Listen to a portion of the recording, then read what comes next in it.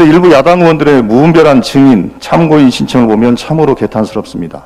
시작도 하기 전에 이벤트 국감이라는 비판이 나오고 있습니다. 국정감사가 더 이상 인기몰이, 과시, 홍보, 정쟁을 위한 장으로 변질되어서는 안 될 것입니다.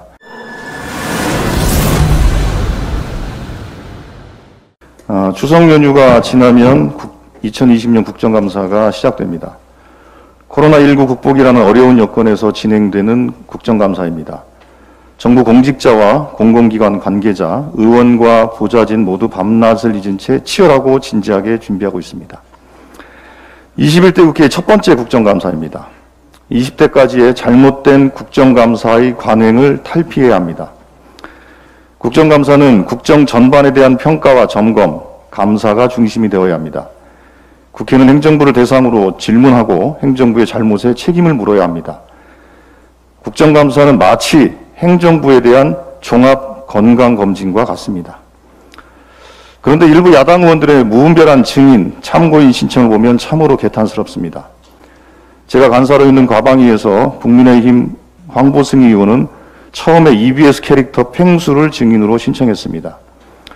증인은 불출석, 위증 등 형사처벌을 받게 되어 있어 결국 참고인으로 조정하긴 했습니다만 어쨌거나 국정감사장의 신원 미상의 연기자가 펭수의 탈을 쓰고 출석하게 되어 있습니다.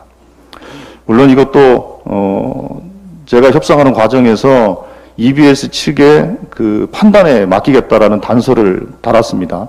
근데 그럼에도 불구하고 시민들의 걱정이 참 많습니다. 세계 어느 나라 국회가 캐릭터를 증인이나 참고인으로 부릅니까? 미국 의회에서 미키마우스가 출석하고 영국 의회에 텔레토비가 출석하는 꼴입니다. 나중에는 뽀로로라든지 로보카 폴리도 증인 참고인으로 요청한단 말입니까? 캐릭터 수익 배분과 노동 조건을 따지고 싶었다면 기관 증인으로 출석하는 EBS 사장에게 책임을 묻는 것이 오히려 합리적입니다.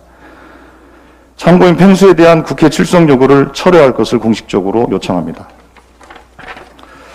또 법사위는 국민의힘의 전주혜 의원이 요즘 유튜브 가짜 사나이로 인기를 얻고 있는 이근 예비역 대위를 증인으로 신청했다 합니다. 이 대위가 유튜브 방송에서 육군의 총검술 폐지 정책에 대해 부정적으로 언급했다는 이유로 이 대위의 입을 빌려 정부 정책을 비판하겠다는 것입니다. 그것도 군사법원 국정감사라고 합니다. 인기인의 유명세에 편승해서 여론을 선동하는 것은 나쁜 정치입니다. 국민을 대표하는 국회의원이 대리 정치, 아바타 정치를 하면 국민이 국회를 어떻게 신뢰할 수 있겠습니까? 시작도 하기 전에 이벤트 국감이라는 비판이 나오고 있습니다. 2020년 과방위 국정감사는 펭수만 기억에 남을 것이라는 이야기도 있습니다. 국정감사가 더 이상 인기몰이, 과시, 홍보, 정쟁을 위한 장으로 변질되어서는 안 될 것입니다. 코로나로 모두가 많이 지쳐 있습니다. 국회마저 국민에게 실망을 드려서는 안 됩니다. 국민에게 힘이 되는 2020년 국정감사가 되도록 더불어민주당은 최선을 다하겠습니다. 이상입니다.